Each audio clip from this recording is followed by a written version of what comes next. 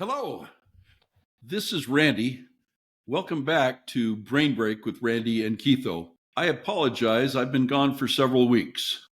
I had an adverse reaction to one of the medications I take. I was just starting a new job. I was able to keep my new job and keep working, but I came home and didn't even think about Brain Break for about 3 weeks. And I apologize. I just didn't have the strength and energy to get back to it. But I wanted to tell you a story about when I was a youth leader that I think you might get a kick out of. The young men that I was working with in Mesa were amazing guys. They had raised some money and they really wanted to spend a day chasing each other around. Back then, there were three-wheelers. We found a place that would rent them to us. We had to get all the parents to sign an agreement that if their boys damaged the equipment, that they would be responsible. Of course, the parents signed it, thinking it was just an ordinary permission, but it was quite the adventure. I borrowed a pickup truck and a large trailer. I went and picked up these three-wheelers with a couple of the boys.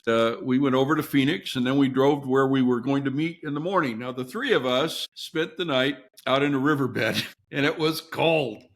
It was really cold. These three-wheelers were all Hondas, and they had 200cc engines, except one of them had a 250cc, which I got for myself. It was a little bigger than the rest of the boys. Everybody joined us. We had a nice breakfast the next morning, and then we took off. Now, the reason everybody didn't come out the night before is we had boys playing varsity sports, whether it be football or basketball or volleyball. And those are the boys that didn't show up the night before. But we couldn't have done it all in one day because the place that rented the ATCs, which stands for all train cycles, I guess, they were closed on Saturday, at least as early as we would need to pick them up.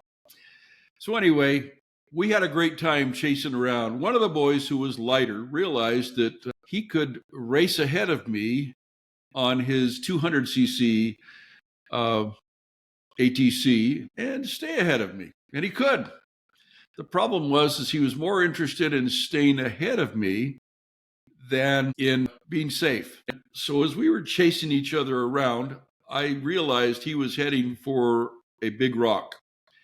Now, this is a ways back. I mean, it was probably a quarter mile away. And so I immediately, when I realized what was happening, took my hands off of the forks and kept no fuel. And I basically stopped, and all of the boys stopped with me. This young man kept turning and looking over his shoulder and laughing. Every boy was waving their arms like, no, don't stop. Of course, I mean, I was 16 once. I did what he would have done. This young man, at full speed, ran into the rock. We got our ATCs back in gear and ran up, and he was unconscious. He had really messed the frame up on this, and reaching for his pulse, and I couldn't find a pulse. And I was terrified that something terrible had happened to him. I was the only adult with the Melchizedek priesthood there. I knelt next to this young man. I commanded him to be revived, to not worry a bit what was happening, and that we would get him home. And no sooner had I removed my hands from his head, he sat upright. He said, "How come you weren't racing me?" I don't think he'd even realized he'd hit the rock. We were able to walk his four-wheeler back to where our trailer was. The rest of us had a good activity. I made him rest for most of it. And I got the boys back, and I returned the four-wheelers. And of course, the one that was damaged, they wanted a couple $100 to try and fix the frame. And I told them how they could get that, who his parents were. Now, I'd taken this young man home, and I told his mom and his dad what had happened. I said, you may want to take him in to the hospital. He wasn't a big kid. He was a great kid. But he was having fun staying ahead of Brother McIff. It wasn't until this man got a call from the ATC renting company that he realized how serious this situation was. So then he wanted to talk to me and said, "Why didn't you tell me?" I said, "Actually, I did tell you. You weren't listening." I said he needed to go to the hospital, in my opinion, that you would be getting a call from these folks because your son, I won't name him, damaged this ATC. He didn't do it on purpose. Accidents happen. But the fact that that young man survived and went on to serve a faithful mission for his church, our church, in Korea, South Korea. He was an excellent missionary. He brought back several packs of strange gum for me to show me how weird some of the things were that he dealt with culturally. I still think I have a couple of those packs of gum somewhere. I'm unwilling to try most of them. They were kind of scary flavors. I mean, kimchi is good a little bit. But wanting to have a flavor of it, like a gum? No. And they had other flavors that were strange. But I mean, in Japan, they have 40 different kinds of Kit Kats. So, I mean, we're all different.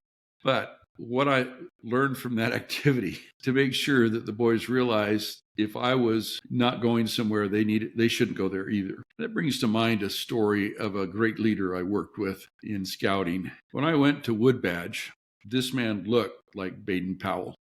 I'm serious. He was an amazing leader. Now, he was the 11-year-old scout leader. So the very beginning of Boy Scouts, he was the one that taught them the skills. And the first thing he made them do, why I don't know, because it wasn't a requirement generally, but he wanted them to all get their first aid merit badge, which is not easy to get, before they could go on any hikes with him. And I mean, he would leave boys home that didn't have their first aid merit badge. He did take them with him once they had it. And so he was taking the boys hiking up on Mount Graham.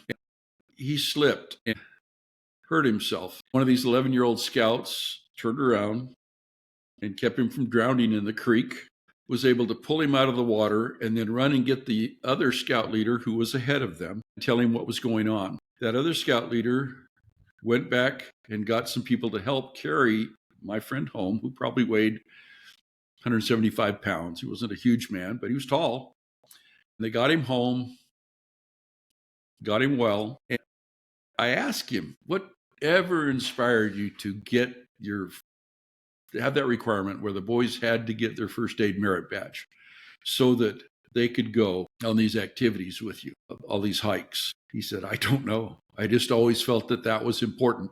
I'm glad he listened to the whisperings of the Spirit, because that young man saved him from dying in more than one way, because he was the last one in the group. And luckily, that young man kept turning around to check on his leader as much as the leader was checking on him. I want to thank you for watching Brain Break. I hope that you will like and subscribe. And please tell your friends and family about us. I promise I'll have more content coming your way soon. Have a great day. Again, thank you for watching Brain Break with Randy and Keitho.